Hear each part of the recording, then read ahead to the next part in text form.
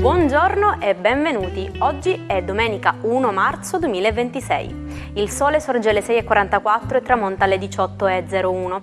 La luna si leva alle 15:48 e cala alle 5:52. Oggi si celebra Sant'Albino. Il nome Albino deriva da un soprannome latino, albinus, che indicava una particolarità somatica, il colore chiaro della pelle e dei capelli. Oggi, 1 marzo, si celebrano 2 giornate mondiali molto importanti, quella contro la discriminazione e quella del complimento. La prima nasce nel 2014 per sensibilizzare le persone sui problemi dell'AIDS e HIV per combattere le ingiustizie e le violenze che colpiscono chi ne è affetto. La seconda nasce invece da un'idea di un olandese, Hans Poortvliet, che con un tweet ha invitato tutti ad essere più gentili e a fare complimenti sinceri a chi incontriamo. Insomma, oggi è un giorno speciale per ricordarci che le parole possono fare la differenza. Oggi festeggiamo il compleanno di una star della musica pop, Justin Bieber. Il cantante canadese compie 32 anni, ha iniziato la sua carriera nel 2010 con il suo primo album My World 2.0 che conteneva il singolo di successo Baby. Da allora ha pubblicato altri 5 album, tra cui Purpose, che ha lanciato hit come What Do You Mean, Sorry e Love Yourself. Ha vinto numerosi premi come 2 Grammy Awards e ha battuto il record di vendite, ascolti e visualizzazioni.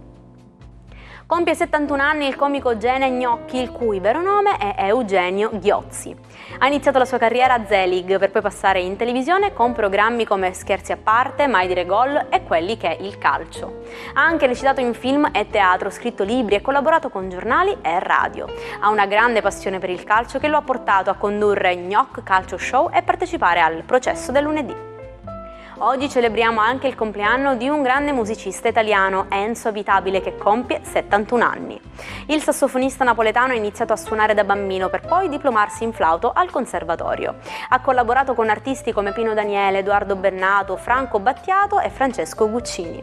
Ha anche vinto 2 targhe Etenco, un premio Amnesty International e 2 David di Donatello. L'1 marzo 1983 nasceva lo Swatch, l'orologio che ha rivoluzionato il mercato e la moda degli anni 80. Lo Swatch era l'ultima speranza dell'orologeria svizzera in crisi per la concorrenza giapponese.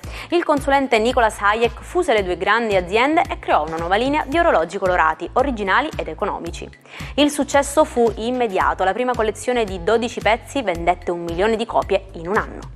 Oggi è uno dei leader mondiali nel settore degli orologi. Perché ci sono certi giorni in cui prendiamo la cosiddetta scossa. Come già sappiamo, l'essere umano, essendo formato per lo più d'acqua, è un eccellente conduttore elettrico. Il corpo è dotato quindi di energia statica e ogni tanto sul corpo si accumulano più cariche del solito, ad esempio in caso di giornate molto secche o magari se indossiamo delle scarpe con suoli insolanti di gomma che non permettono alle cariche di spostarsi dal corpo. In questi casi, quando veniamo a contatto con un conduttore, avviene una scarica delle cariche in eccesso presenti nel nostro corpo ed una conseguente piccola scossa elettrica.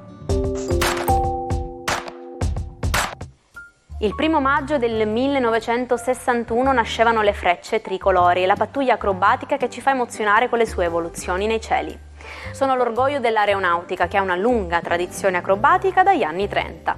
Nel 1961 si decise di creare una sola pattuglia ufficiale con i migliori piloti per il centenario dell'Unità d'Italia.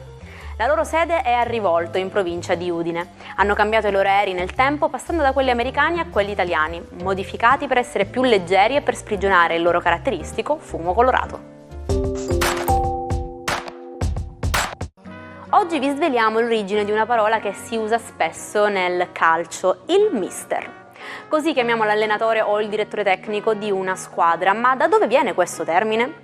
Tutto iniziò nel 1912, quando il Genoa ingaggiò un allenatore inglese, William Garbutt. Garbutt fu un innovatore e un vincente e i suoi giovani calciatori lo chiamavano mister, come si faceva in Inghilterra. Questa usanza si diffuse quindi in tutto il calcio italiano e ancora oggi la usiamo, anche se il mister è di un'altra nazionalità. Oggi vi raccontiamo la vita di un artista geniale e tormentato, Oskar Kokoschka, pittore, scrittore e drammaturgo austriaco. La sua arte era selvaggia e provocatoria e non piaceva alla critica. Kokoschka si trasferì a Berlino, dove conobbe l'amore e il dolore. Si innamorò infatti di Alma Mahler, la vedova del famoso compositore Gustav Mahler. Lei era una donna bellissima e talentuosa, ma anche volubile e infedele. Kokoschka la dipinse in molti quadri, ma Alma lo lasciò e lui ne soffrì molto. Arrivò a farsi costruire addirittura una bambola che le somigliava in tutto e per tutto e la portò con sé in giro per la città. Un giorno però, in un impeto di follia, distrusse la bambola e la gettò nel giardino. La gente pensò che fosse un cadavere e chiamò immediatamente la polizia. Fu un episodio scandaloso che fece parlare di Kokoschka come un matto. E anche oggi ci salutiamo con la nostra frase del giorno. La gente è il più grande spettacolo del mondo e non si paga il biglietto. Che un nuovo meraviglioso giorno abbia inizio, lasciatevi stupire da chi trovate davanti a voi e approcciatevi sempre al mondo con tanta voglia di fare e altrettanta curiosità. Buon weekend, buona domenica dalla vostra Jaire.